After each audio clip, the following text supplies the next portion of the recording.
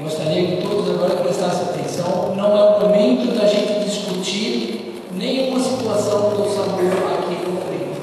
Nós vamos assistir a apresentação e apenas explanar algumas dúvidas depois, alguma coisa assim. Mas no decorrer a gente não vai ter essa possibilidade de debate das questões, tá certo? Porque eu acho que não vai caber nós resolver qualquer outros problemas aqui em relação ao SAMU. Então, nós vamos ter aqui uma apresentação do SAMU, da situação do SAMU para os desde o primeiro chamado até a última situação do atendimento lá, tá certo, gente? Então, eu peço aos meninos agora que se preparem, a gente vai se desfazer a mesa e em seguida o doutor Gustavo já dá início na apresentação.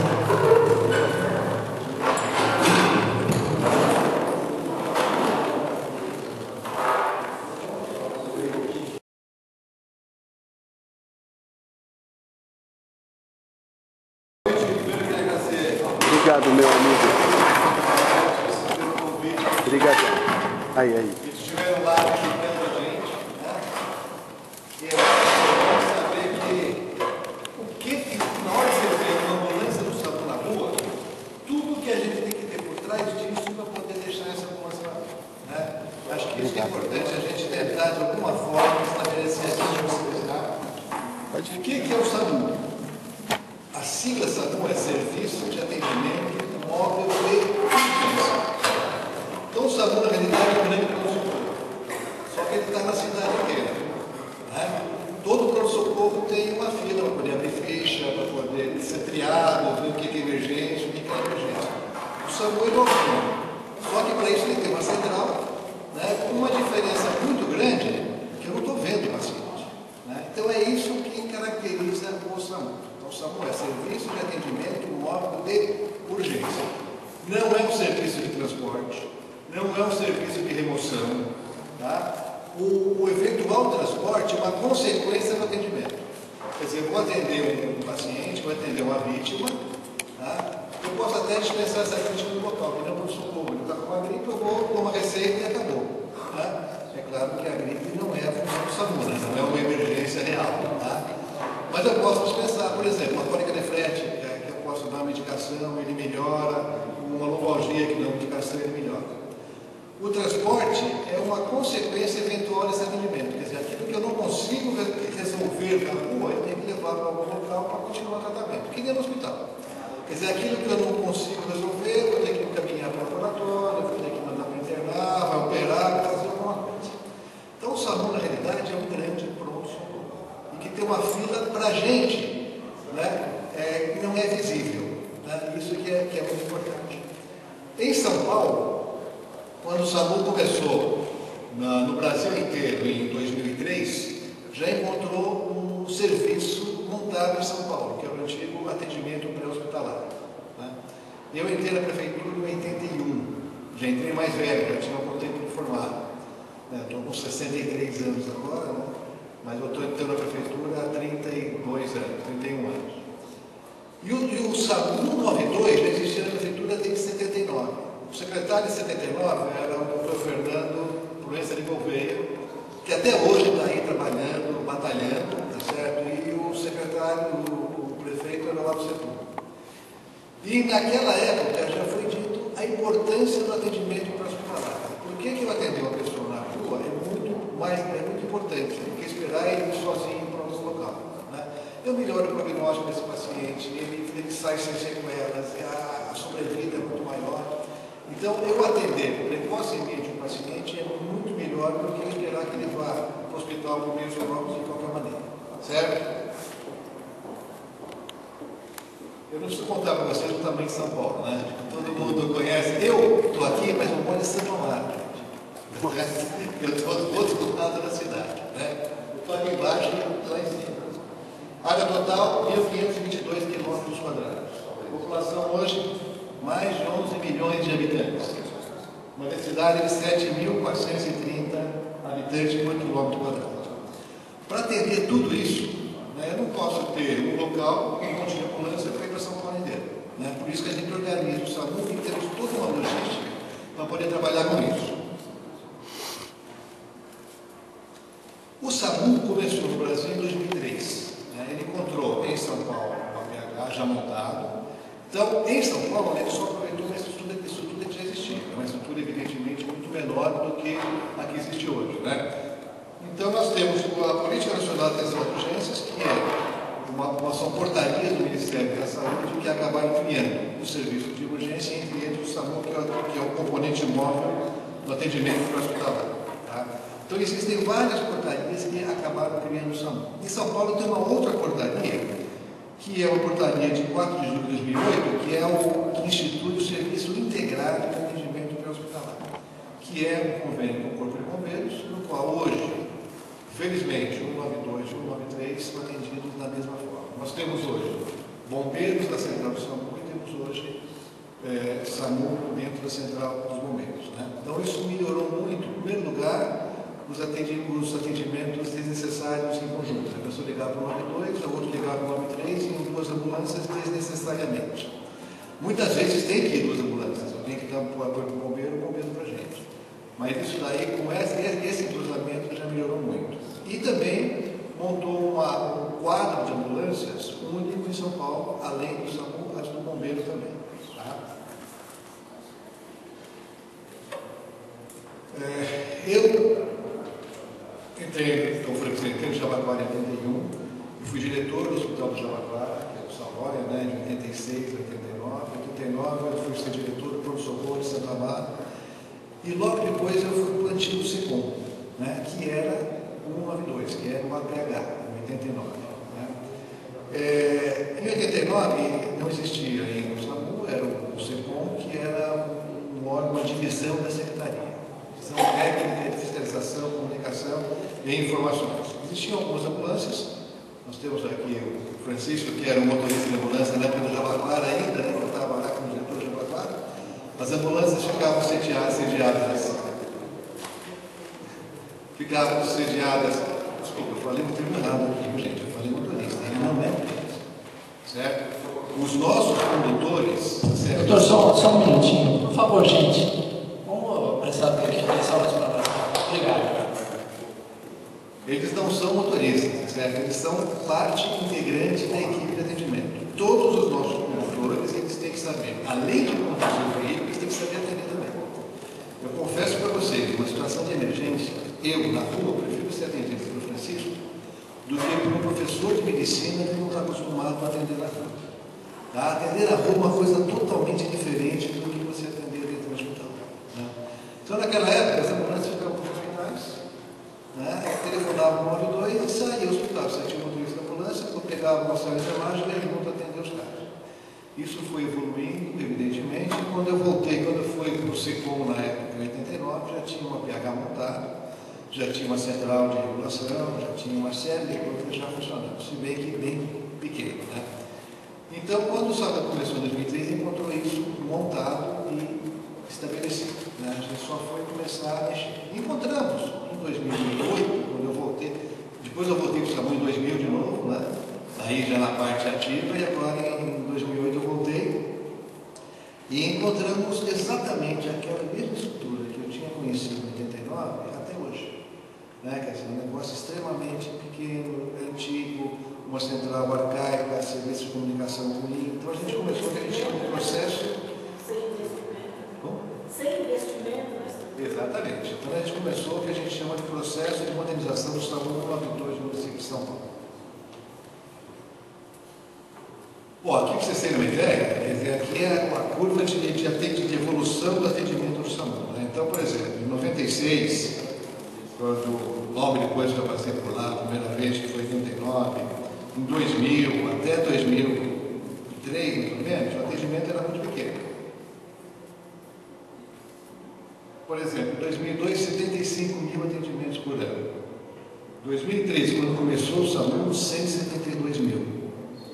E chegamos em 2011 em 463 mil atendimentos por mês. Né? Isso graças à evolução que o SAMU teve. Em 2003, nós tínhamos 33 bases de atendimento do SAMU. Desculpa, base não, ambulância. Nós tínhamos 33 ambulâncias do SAMU. Hoje o SAMU tem 140 ambulâncias em atendimento diariamente, além de 38 motocicletas que estão andando por aí também. Nós tínhamos em 2004 26 bases, temos hoje 73 e até o mês que vem estamos chegando a 100 bases. Nós estamos instalando mais 27 bases agora. Uma está aqui bem pertinho, aqui, né? Na travessa aqui da isso, certo? E nós temos são outros tipos de bases, são bases modulares. Depois eu vou explicar para vocês como é que funciona. Então, só vamos ficar com 100 bases, 140 ambulâncias, 38 motocicletas.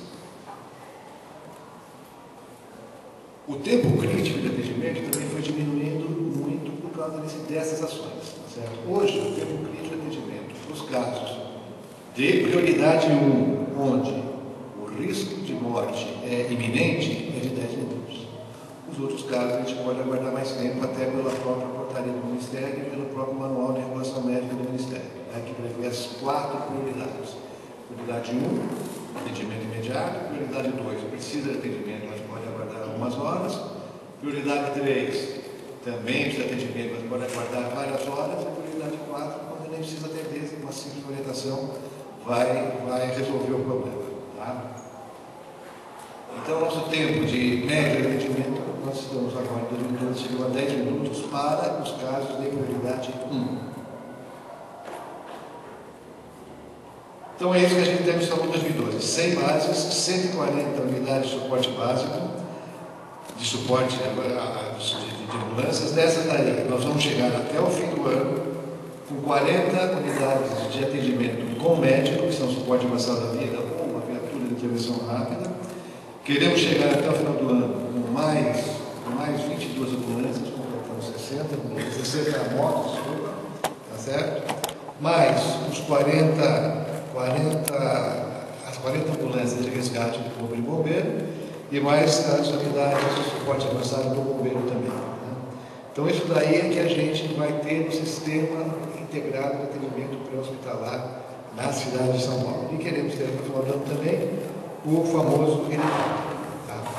E uma coisa que a gente gostaria de ter também é diminuir o tempo máximo, o tempo total de atendimento de cada caso. Né? Hoje, cada caso, apesar de a gente chegar rapidamente, mas o total de atendimento, ou seja, eu chegar, atender no local, levar para o hospital, ser liberado, estar disponível para outra ocorrência, está em torno de 1h30, 2 horas. Né? Daí não é um tempo que depende mais da gente. Né? Daí depende de uma série de coisas, certo? Para onde que eu vou levar, como é que eu vou levar, tá? Então são outros tempos que a gente quer diminuir também.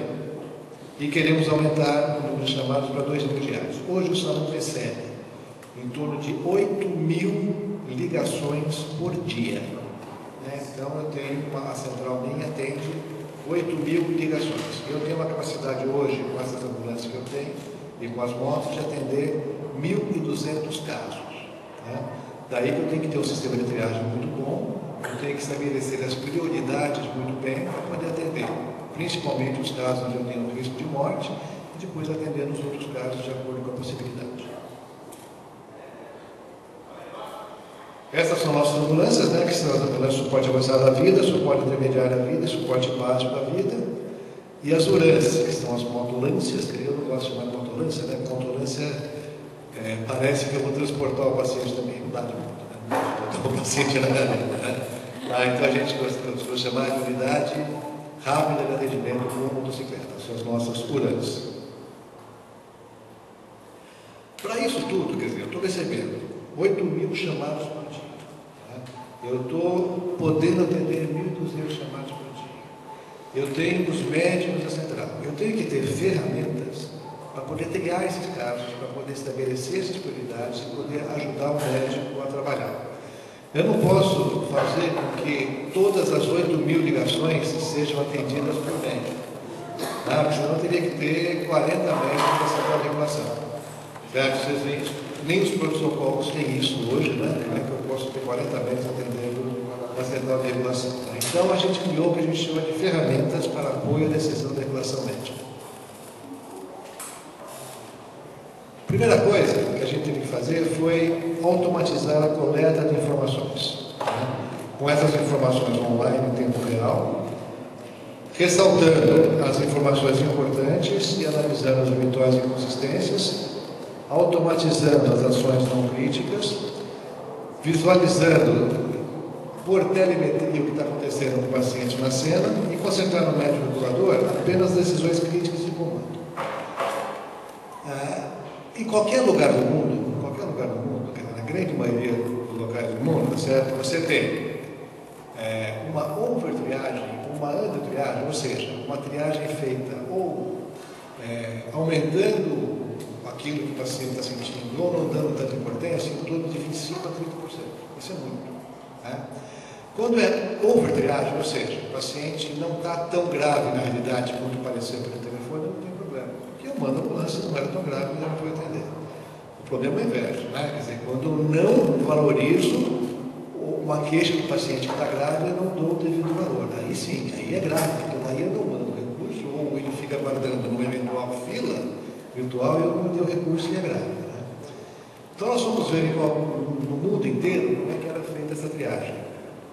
E nós vimos que em alguns países do mundo, esse tempo de triagem é em torno de 5%, esse erro da triagem, né? É em torno de 5%. Nós vamos ver quem era esse país e o que eles tinham em comum. E nós vimos que tinha um sistema de triagem internacional, que foi criado nos Estados Unidos, chamado Priority Dispatch. Né? Foi criado nos Estados Unidos que dava esse tipo de qualidade no atendimento. Né? Nós fomos ver, buscamos, tá certo? E aditamos o contrato que a gente tinha e conseguimos implantar no SAMU esse tipo de despacho. É um sistema de despacho no qual, com perguntas e respostas, eu vou fazendo a triagem desse paciente. Né?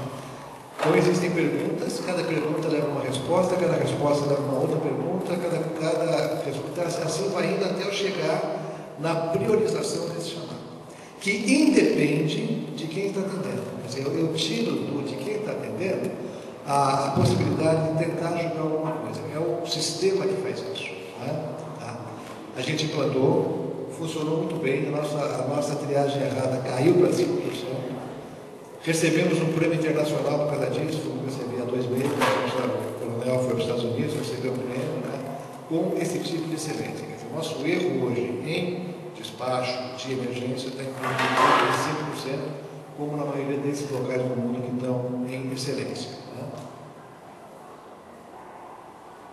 Então, quais são as ferramentas que a gente tem para poder agilizar mais? Certo? A integração do corpo de bombeiros, a estruturação estratégica da malha de atendimento, ou seja, eu distribuir as unidades estrategicamente na cidade, onde eu tenho mais atendimentos, onde eu tenho mais necessidade, tá? E onde eu preciso mais delas. Eu tenho que distribuir essas bases na cidade de uma maneira adequada. O sistema de despacho inteligente, né, que é o sistema de triagem, e o despacho inteligente também. Quer dizer, na hora que eu atendo o telefone, eu vejo que é um caso para ser atendido, eu encaminho para o despacho. Né? O despacho o que é? É um outro funcionário nosso que tem uma tela na frente, com todas as ambulâncias do SAMU em tempo real, onde elas estão localizadas por satélite. Né? Então eu sei onde é que elas estão, então na hora que eu clico no botão eu sei qual que é a ambulância que eu tenho mais próxima daquele chamado para eu poder despachar. Né? Que é o sistema de despacho inteligente que a gente está chamando. O sistema de priorização dos chamados, quer dizer, na hora que o sistema diz que é para ser atendido, ele já dá prioridade, que é dentro do Ministério, prioridade 1, 2, 3 e 4. O SAMU aumentou um pouco essas prioridades, mas em resumo são essas prioridades do Ministério mesmo. E já vai para o despacho nessas prioridades. Evidentemente que eu tiver prioridade 1, vai ela primeiro, né? Eu posso ter uma 2 esperando mais tempo, não tem importância. A prioridade 1 é que tem risco de morte. Então vai ela primeiro. Todos os nossos chamados, todos os nossos atendentes, porque o sistema faz isso, ele dá orientações ao usuário enquanto não chega o recurso. Até as manobras de RCP, né, recuperação cardiopulmonar, são dadas pelo usuário. A gente ensina por telefone, enquanto não chega a ambulância, a fazer as manobras para RCP, as manobras de engasgo, as manobras para convulsão, o que tem que ser feito, assim por diante. Quando você liga, você liga para o SAMU ou qualquer lugar de situação de emergência, certo? 3 minutos é uma eternidade que você está esperando. Quer dizer, se eu espero 3 minutos é uma eternidade, eu estou com uma situação de emergência na minha frente. Se eu estou fazendo alguma coisa, eu melhoro muito. Pelo menos melhoro mesmo para o diagnóstico do paciente, mas eu me sinto mais útil. E esse tempo de espera, ele torna-se um tempo real de recursos sendo feitos, de alguma manobra sendo realizada. Por isso que é importante essa orientação que a gente dá por telefone. Então, qualquer paciente que ligue, a gente orienta, fala, está indo recurso, ou não está indo recurso, ou vai demorar algum tempo, porque não é prioridade não. Enquanto isso, faça isso. Isso é muito importante para você fazer, que está dentro desse sistema também. Uma outra coisa que a gente fez no SAMU e que deu muito certo foi o uso de deficientes físicos no atendimento do chamado e no despacho do chamado. O deficiente físico, a gente até no começo, a gente usou como um método de inclusão social. Mas no final, esse tipo de profissional é o profissional ideal para aquele serviço. É um profissional para um lugar que tem mais imunidade, quer queira ou não, uma pessoa que tem um sistema imunitário maior, uma capacidade imunitária maior. Muitas vezes é um paciente que ele tem a deficiência dele em decorrência de uma emergência que ele necessitou. Então, a ação dele é muito mais efetiva. Hoje a gente pode dizer que hoje eu não troco o paciente não porque eu quero incluir, porque ele é o funcionário ideal para estar no chamado. Então, nós temos hoje 30 pontos de recebimento de chamada, que são 30 pontos que recebem essas 8.000 ligações por dia, e temos 10 pontos de despacho de chamada, que são de deficientes também. No despacho de chamada, nós fizemos, está aqui o representante da Polícia Militar, o despacho de chamada que a gente fez, existe um subentendimento dessas pessoas que lidam com deficientes, com a Associação de Deficientes da Polícia Militar, que são pessoas que entendem de emergência primeiro, que geralmente a deficiência deles foi em decorrência de alguma ação, que já precisaram de emergência, que entendem de emergência e que têm uma autoridade muito maior para despachar o chamado. Então, esse é o pessoal que trabalha com a gente e que deu uma eficiência muito maior para o serviço também. O AVL, que é o localizador, que é um sistema de chamado, um localizador de ambulância, que dá um aperfeiçoamento muito melhor no tempo de controle. A transmissão de informações em tempo real do local de atendimento, quer dizer, quem está no atendimento tem comunicação direta com o SAMU, podendo receber orientações não só do atendimento assim, mas do que fazer depois de atender aquele paciente. Um sistema de gestão de processos que nós estamos colocando agora. Isso daí vai ter, já foi licitado, já está o contrato em andamento, mas é um sistema no qual, a qualquer momento, eu, que sou coordenador médico de SAMU, acesso de qualquer computador, e eu vejo exatamente naquele momento quantas ambulâncias eu tenho, quantos casos estão sendo atendidos, quantos estão esperando, como é que está a ambulância, se está bem, se o pneu está careca, se está careca, então, todo o sistema de gestão do SAMU eu vou ter acesso a qualquer momento. O serviço de integração com o Corpo de Bombeiros é um serviço que a gente já tem há algum tempo informalmente. Desde que eu passei por SAMU várias vezes, eu sempre tive contato muito bom com os bombeiros e agora eu tenho essa atividade formal. Nós temos várias bases em Corpo de Bombeiros, então a gente trabalha junto no despacho e no atendimento também. Nós temos intercâmbio de treinamento com o Corpo de Bombeiros, a gente faz os atendimentos simulados em conjunto, a criação do sistema integrado de atendimento hospitalar, que eu mostrei para vocês aquela portaria logo no começo, e as duas centrais integradas, com o bombeiro numa central, uma central com bombeiros, e uma videoconferência em tempo real com os bombeiros também. Essa é a nossa central, mostrando a videoconferência que existe entre os bombeiros e a central do SAMU. À esquerda, vocês têm a central do bombeiro, 93, e à direita, a central do SAMU, 192. Aqui nós temos 2 bombeiros na central do SAMU, trabalhando trabalhando junto com a gente. Além da integração do CIAP, nós temos hoje a atividade delegada também, né? Você já ouviu falar da atividade delegada, né? É um termo que eu não gosto de usar, tá certo? Mas é o pessoal, não vou usar o termo, vou fazer. O policial, na sua hora de folga, ele pode fazer outros trabalhos na prefeitura. Então nós temos policiais fazendo, por exemplo, na feira da madrugada, na sua hora de folga, nós temos policiais em outros locais, né? Então nós colocamos, existe também policiais, bombeiros, né? Os bombeiros que são policiais militares atuando no SAMU. Né? Em nenhum momento tirando ninguém do SAMU do seu emprego. Né? O trabalho do policial militar ele usa como vasos comunicantes.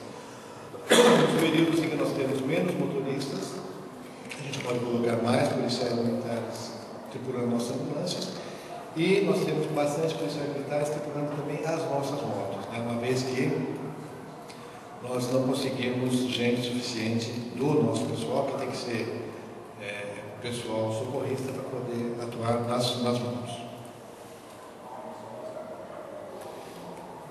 A estruturação estratégica da malha de atendimento, a gente tem várias situações, né? Principalmente, as duas principais são o número de ambulâncias e o número de bases.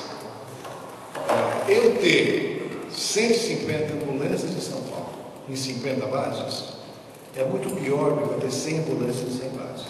Certo? Porque nas 100 ambulâncias e 100 bases eu vou ter distribuído para o São Paulo inteiro, sabendo que eu posso atender muito mais rápido cada caso. Se eu tiver 150 ambulâncias concentradas, eu vou ter muito menos possibilidade de atender os pacientes por causa do próprio trânsito. Né? E uma outra coisa que está fazendo também agora, você já deve ter visto por aqui, tem uma aqui pertinho, tem uma do lado do Cachoeirinha, são as bases modulares. Né? O SAMU está usando o sistema agora e são bases. Em primeiro lugar, que tem todo o conforto, muito mais conforto do que as nossas bases que a gente tinha antigamente, em relação. Tem isolamento térmico, tem ar-condicionado, tem vestiário masculino, vestiário feminino, tem banheiro masculino, feminino, dormitório masculino, feminino, tem toda a comodidade, com a vantagem de que ela pode ser montada em 10 dias e pode ser desmontada em 10 dias. Né? Qual que é a vantagem disso? É justamente o que a gente tem na estruturação estratégica da malha de atendimento. Que é isso daqui. Vocês estão vendo esses círculos marrons, certo? São bases nossas, com um raio de 2 quilômetros a partir da base nossa. 2 quilômetros, a nosso ver, seria o ideal para fazer o atendimento mais rápido. Né? Quer dizer, eu andar no máximo 2 quilômetros com uma ambulância. Tá? Aquelas outras manchas verdes, amarelas e vermelhas é a densidade dos atendimentos por gravidade. Tá? Então, nós temos dois mapas. Um mapa que a gente chama de mancha epidemiológica, que é toda a estatística dos atendimentos do Circuito de São Paulo, e um mapa que é das nossas bases com raio de escala. A gente superpõe esses mapas e sabe exatamente onde é que nós estamos precisando de base. Né? Foi o que nós fizemos com essas bases novas. Né? Uma delas aqui perto, a da Cachoeirinha nós tiramos de dentro do hospital, botamos para fora, porque não tinha como mais deixar dentro do hospital. Mas a qualquer momento, se eu achar que uma base está subutilizada, ou seja, ela não está tendo um número de chamados suficiente, ou está com pouco chamado, eu tiver uma outra que está sobrecarregada, ou tiver um lugar que não tem base, essa base pode ser desmontada e montada num outro local. Nós contamos com o apoio sempre da subprefeitura, né? Quer dizer, os terrenos foram cedidos pela subprefeitura, né? Então nós temos mapeados em São Paulo vários terrenos, a subprefeitura nos fez a cessão e nós construímos. Né? Então, construímos, nós montamos essas bases modulares. Esse daí é a mancha que a gente tem de chamados, né? por número, né? Claro que no centro tem muito mais, na periferia tem muito menos. Né? Agora, não é porque eu tenho muito pouco que eu não vou colocar ambulância. Né? Por exemplo, eu tenho ambulância na base Marcilac que atende muito pouco. Mas também eu não posso atender de outra base, porque é uma distância muito grande. Né? São Paulo é muito grande para todos os lados. Na região sul, principalmente, eu faço divisa que tem aí, gente. Aquela região lá da região sul faz divisa que tem aí. Então, essa mancha, esse tipo de mancha que a gente usa para poder disponibilizar as nossas bases em São Paulo. Essas são as bases modulares. Alguém já viu por aí, né? As novas são um pouquinho maiores, né? Vão caber 3 ambulâncias ou mais. Se o bombeiro quiser ficar com a gente também, se a gente colocar Mas são 100 bases com 140 ambulâncias. Muitas bases vão ter uma ambulância só, e muitas bases vão ter, algumas bases vão ter duas ambulâncias. Só uma pergunta: quem determina o início do funcionamento de uma base dessa? Entendi. Quem determina o início de uso da base para a população? Quem determina isso? Quem determina é o SAMU, e a base instalada, com água instalada e com luz instalada. Eu tenho no meu conjunto, as pessoas veem lá, até os carroceiros já querem vir ali. Exatamente, é porque não depende, infelizmente, não depende só do SAMU. Certo? O que a gente está tentando fazer agora, enquanto a guarda Eletropaulo e essa Sabesp liga água e luz, sem água e luz não dá para funcionar, certo? Você pode ver que essa base não deve ter água e luz ainda. Né? Enquanto não tiver água e luz, a gente vai querer colocar até no final do mês, nós vamos ver se a gente coloca nessas bases que ainda não instalaram água e luz, um gerador e um abastecimento da Sabesp para poder funcionar mesmo sem água e luz instalada. E o sistema de despacho inteligente, né? Com todas as ferramentas de despacho para a gente poder ter o despacho feito de uma maneira correta e adequada. Essa é a nossa central de despacho. Né? Vocês veem que na frente de cada funcionário tem 3 telas. A tela da esquerda é uma tela onde eu tenho toda a informação do rádio e do localizador da ambulância. A tela do meio é um mapa, onde estão essas ambulâncias e os chamados, e a tela da direita é a lista de chamados por prioridade, né, que o despachador tem na sua frente para poder despachar. Aquele telão e as quatro telas eu posso usar da forma que eu quiser. Né? Eu posso colocar uma região naquela tela de baixo à direita eu tenho em tempo real todo o que está acontecendo no SAMU, né? Eu tenho em tempo real quantos chamados eu tenho em andamento, quantos chamados eu tenho aguardando, né? Quantas ambulâncias eu tenho, assim por diante, na tela de baixo.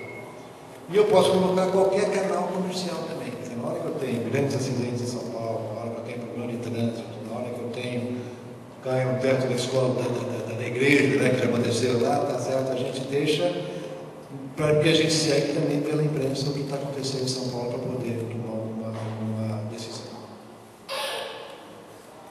Essas são as telas de regulação do médico. O médico tem uma tela a mais, que é a tela da direita. Essa tela da direita é a informação dos recursos hospitalares que ele tem à disposição. Então, todos os hospitais informam hoje para o SAMU, o bombeiro, a polícia, a sua posição, quer dizer, como é que ele está hoje. Eu posso, naquele dia, o bombeiro cirurgião ter ficado doente, então não adianta eu mandar um caso de cirurgia para um hospital que eu não tenho de cirurgião. Estou com pouco clínico, agora entraram 3 baleados, eu estou com todos os meus cirurgiões atendendo. Então, temporariamente, a gente não pode mandar para lá, tem que mandar para outra. Então, o médico ele tem que ter na sua frente qual que é a condição dos hospitais da cidade toda para saber para onde é que ele encaminha cada um dos pacientes. Nós não levamos e não podemos levar em consideração lotação. A gente sabe que estão todos os hospitais cheios, né? Os pronto-socorros cheios de hospital, cheios de doentes, de macas, estão todos assim. Né? Então, nós analisamos a possibilidade de atendimento. Né? Tem neurocirurgião, eu encaminho o paciente neurocirurgião, hospital que tem neurocirurgião, ortopedia, hospital que tem ortopedista, psiquiatria, hospital que tem psiquiatra, né? Que é muito difícil hoje também o encaminhamento no caso psiquiátrico. Né? Mas a gente usa os recursos de acordo com a disponibilidade dos profissionais dos equipamentos de cada hospital. Esse daqui é o módulo de criação de ocorrências, né? Onde a pessoa liga, o operador ele vai escrevendo, vai fazendo perguntas, vai dando as respostas da pergunta até chegar no quadro final que encaminha para o despacho. Aqui é aquela tela que você está à direita e embaixo, certo? Isso aqui é como funciona no tempo real. Eu vou acabar muito assim como é que está funcionando o SAMU naquele minuto. Eu tenho que ter todo dia mapa força das equipes, né? Eu tenho que saber quantas ambulâncias eu tenho, quantos funcionários eu tenho, né? Para poder fazer a distribuição dos funcionários exatamente. O SAMU é um hospital, já falei para vocês, só que está distribuído na cidade inteira. Né? Então, isso é uma coisa que a gente precisa ter alguém que gerencie isso de forma adequada, né? Eu não posso ter, por exemplo, uma ambulância com um motorista e faltou equipe naquele dia, e na outra base eu ter uma ambulância com equipe e faltou um motorista naquele dia, né? Eu tenho que fazer alguma coisa, eu tenho que remanejar esse paciente, eu tenho que pegar o motorista e levar para lá, ou a equipe tem que vir para cá. Então, isso é um serviço constante do SAMU para a gente poder manter o maior número de ambulâncias funcionando diariamente, certo? A grande vantagem do SAMU é que os nossos funcionários são extremamente envolvidos com o serviço, certo? Eu acho que se eu disser para você, alguém disser que nossos funcionários trabalham pelo salário, é claro que todo mundo está ganhando, né? Todo mundo está ganhando para trabalhar, mas eles trabalham porque gostam, né? Eu trabalho porque gosto, certo? Estou aqui até hoje, infelizmente, a gente é que nem jogador de futebol, né? Não dá mais para poder ir para a rua, né? Tem uma série de coisas que não dá mais para eu fazer, por exemplo, né? Porque na rua você tem que subir, o lugar tem que entrar em ônibus, tem que entrar debaixo do carro, uma série de coisas. Tá? Então, infelizmente, não dá. Mas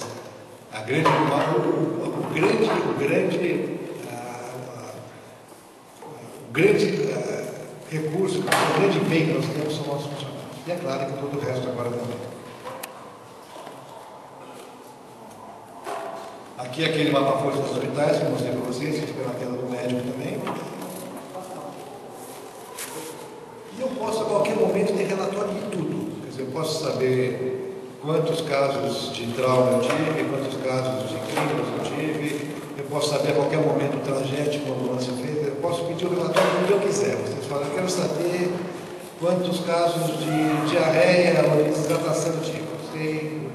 Eu sei quantos casos teve na região da Brasilândia, em tal dia, eu sei de tudo isso eu posso tirar qualquer relatório a qualquer momento. Aqui é aquele mecanismo que eu falei para vocês, como é que a gente prioriza o chamado. Já falei para vocês que esse sistema tem 5.000 cidades no mundo, mas só 159 foram certificados e receberam o prêmio São Paulo, foi uma dessas.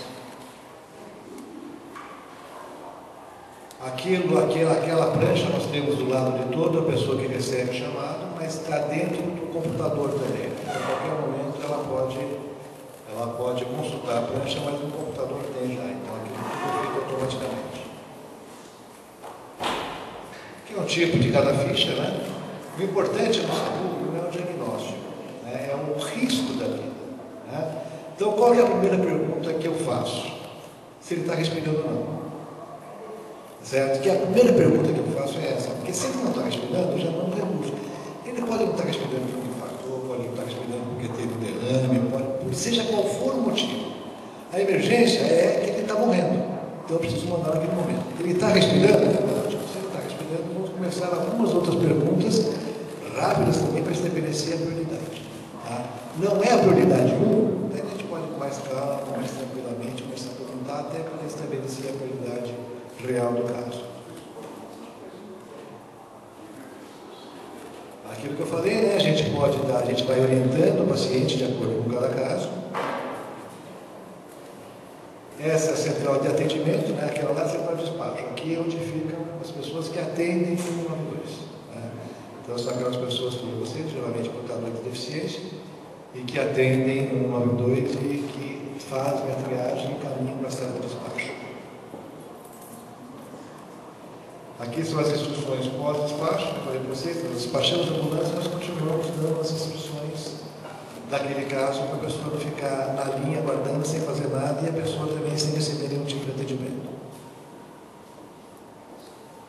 As instruções pré-chegada, enquanto não chega a ambulância, ele continua dando as instruções para o usuário que está do outro lado da linha. Então, o que eu falei também, né, em pré-deficiência física, ele agrega a organização, o sistema tem uma melhor relação com o solicitante, ele segue estritamente o protocolo, ele é mais obediente para poder atender os protocolos, ele é extremamente motivado e é principalmente um exemplo às equipes, né? Na hora que a gente está na rua, atendendo, e sabe que quem está falando com a gente é uma pessoa portadora de deficiência, é uma motivação a mais, né? E ele se sente útil, né? Porque ele, quer queira ou não, ele está atendendo também, ele está ajudando a salvar aquela vida, apesar de não poder mais estar na rua, filmando uma coisa, ele está ajudando também a salvar aquela vida. Nós temos vários tipos de deficiência no SAMU, né? Nós temos deficiente visual parcial, nós temos deficiente auditivo parcial, nós temos deficiente físico, nós temos deficiente com dificuldade de locomoção não paraplégicos, temos paraplégicos e assim por diante. Todos eles são treinados. Além de serem treinados no sistema de despacho, eles têm treinamento também em suporte básico. Aí o AVR, né, que são os mecanismos automáticos de controle, que eu falei para vocês, a gente tem controle de tudo lá no SAMU. Aqui é a tela de localização dos AVR e do GPS, né, onde nós temos no mapa as nossas ambulâncias distribuídas, nós sabemos exatamente onde elas estão e onde é que estão as ocorrências também. Então, no mapa você teve a ocorrência, a ambulância, né, então a gente consegue estabelecer a distância da ambulância mais próxima daquela ocorrência.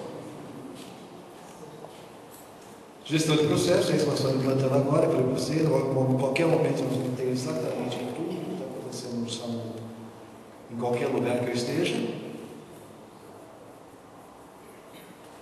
O SAMU, apesar de ter esses deficientes, nós temos pessoal nosso na central, controlando e vendo tudo isso, né, fazendo análise de todos os sistemas. A qualquer momento eu posso entrar numa ligação, posso ajudar, posso preferir.